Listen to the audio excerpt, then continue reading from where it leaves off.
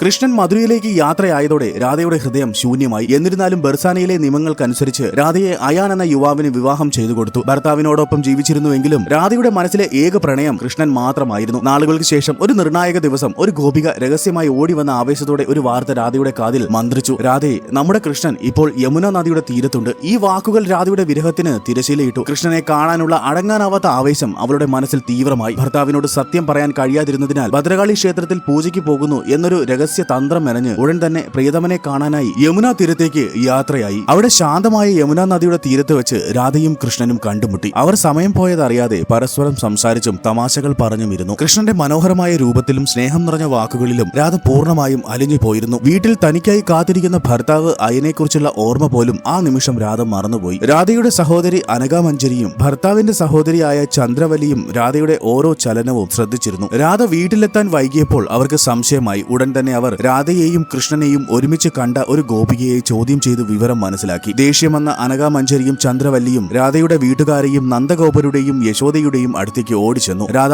നാണക്കേടുണ്ടാക്കി വെച്ചിരിക്കുന്നു. അവൾ വിവാഹം കഴിഞ്ഞിട്ടും കൃഷ്ണനുമായി സമയം ചെലവഴിക്കുകയാണ് എന്ന് പറഞ്ഞ് അവർ പരാതിപ്പെട്ടു. ഗോകുലത്തിൽ വലിയൊരു കോലാഹലത്തിന് അത് കാരണമായി. ഈ വലിയ അപകടം മനസ്സിലാക്കിയ ഒരു നല്ലവളായ രാധാറാണിയുടെ ഗോപിക വേഗത്തിൽ യമുന നദിയുടെ തീരത്തേക്ക് ഓടി. എന്നിട്ട് രാധയോട് പറഞ്ഞു, രാധേ, വേഗം വീട്ടിലേക്ക് പോകണം. നിന്നെയും കൃഷ്ണനെയും ഒരുമിച്ച് കണ്ടത് എല്ലാവരും അറിഞ്ഞിരിക്കുന്നു. നിന്റെ ഭർത്താവിന്റെ കുടുംബവും നന്ദഗോപരുടെ കുടുംബവും ഇവിടെ എത്താൻ പോകുകയാണ്. വലിയ പ്രശ്നമാകും. അവൾ രാധയെ അറിയിച്ചു. രാധ വല്ലാതെ ഭയന്നുപോയി. താൻ ലോകത്തിന് മുന്നിൽ അപമാനിക്കപ്പെടുമല്ലോ എന്ന് ഓർത്ത് കണ്ണീരോടെ അവൾ തന്റെ കൃഷ്ണനെ നോക്കി പറഞ്ഞു, കൃഷ്ണ, എന്റെ നാഥ, ലോകത്തിന്റെ മുന്നിൽ എന്റെ മാനം രക്ഷിക്കണേ. രാധയുടെ വിളി കേട്ടാൽ കൃഷ്ണൻ എങ്ങനെ പ്രതികരിക്കാതിരിക്കും? കൃഷ്ണൻ ഉടൻ തന്നെ ഒരു അത്ഭുതകരമായ മായാജാലം കാണിച്ചു. കൃഷ്ണൻ തന്റെ കയ്യിലുണ്ടായിരുന്ന ഓടക്കുഴൽ താഴെ വെച്ച് ആ നിമിഷം കൃഷ്ണന്റെ രൂപം മാറി. 4 കൈകളും തീവ്രമായ ഭാവത്തോടും കൂടിയ അതിഭയങ്കരമായ മഹാകാളിയുടെ രൂപത്തിൽ രാധയ്ക്ക് മുന്നിൽ പ്രത്യക്ഷപ്പെട്ടു. രാധ ഭക്തിയോടെ ആ രൂപത്തിനു മുന്നിൽ കൈകൂപ്പി നിന്നു. രാധയെയും കൃഷ്ണനെയും ശാസിക്കാനായി നാട്ടുകാരും കുടുംബാംഗങ്ങളും യമുന നദിയുടെ തീരത്തേക്ക് ഓടിയെത്തിയപ്പോൾ അവിടെ കണ്ട കാഴ്ച എല്ലാവരെയും അമ്പരപ്പിച്ചു. കൃഷ്ണൻ തന്റെ മായാശക്തിയാൽ ഭയങ്കര രൂപത്തിലുള്ള മഹാകാളിയായി മാറിയിരുന്നു. രാധയാകട്ടെ ആ രൂപത്തെ ഭക്തിയോടെ പൂജിക്കുകയായിരുന്നു. മഹാകാളിയുടെ വലിയ ഭക്തനായിരുന്ന രാധയുടെ ഭർത്താവ് അയാൻ ഈ കാഴ്ച കണ്ട് ആശയക്കുഴപ്പത്തിലായി. തങ്ങൾ തെറ്റിദ്ധരിച്ചതാണെന്ന് മനസ്സിലാക്കിയ അദ്ദേഹം മറ്റുള്ളവരെ തിരുത്തി. അങ്ങനെ രാധയെ ശാസിക്കാനോ അപമാനിക്കാനോ കഴിയാതെ